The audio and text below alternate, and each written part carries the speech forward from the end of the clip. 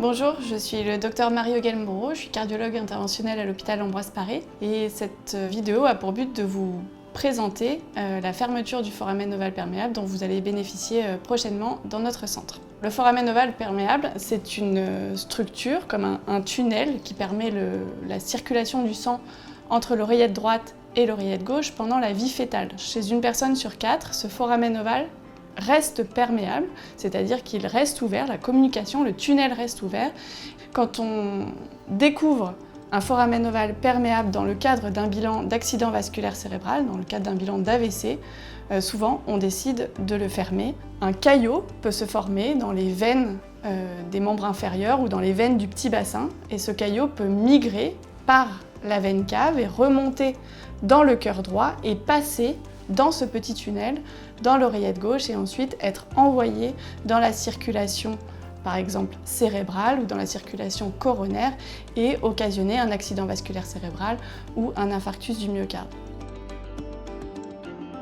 Bonjour, je suis le docteur Pierre Boisson de Chazourne, échocardiographiste à l'hôpital Ambroise Paré à Boulogne.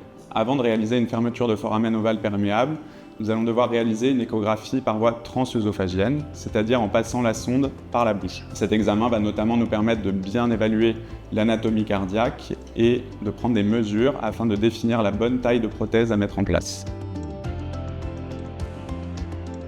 La procédure de foramen ovale perméable, c'est une procédure que l'on fait le plus souvent sous anesthésie locale. Donc on anesthésie le pli de l'aine. C'est une procédure qui est indolore et qui est relativement courte. Elle dure entre une demi-heure et 45 minutes.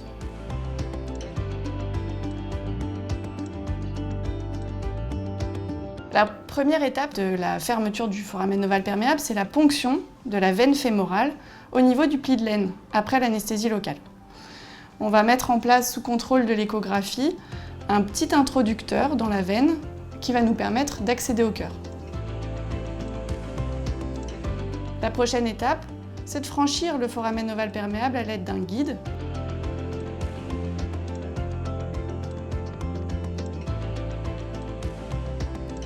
Puis on prépare une gaine qui va nous permettre d'acheminer la prothèse jusque dans l'oreillette gauche.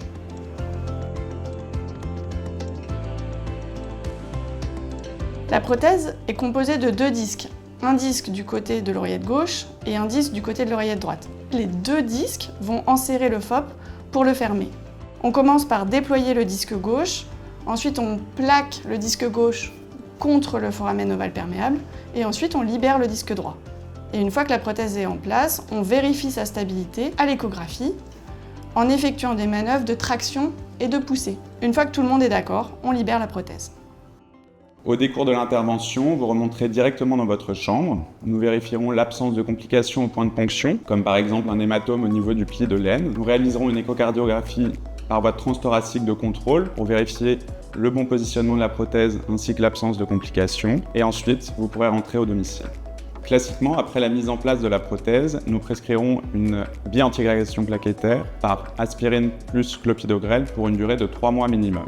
Au décours, une mono-antigrégation plaquettaire par aspirine seule pour une durée minimum de 5 ans. Si des soins dentaires sont nécessaires dans les 6 mois qui suivent l'intervention, il faudra prendre contact avec votre dentiste car il y aura nécessité de prescrire une antibioprophylaxie avant les soins dentaires. Au décours de l'intervention, nous recommandons l'absence de sport intense pour une durée de 1 semaine. Nous organiserons une consultation de contrôle ainsi qu'une échocardiographie transthoracique de contrôle 6 mois après l'intervention pour vérifier l'absence de complications.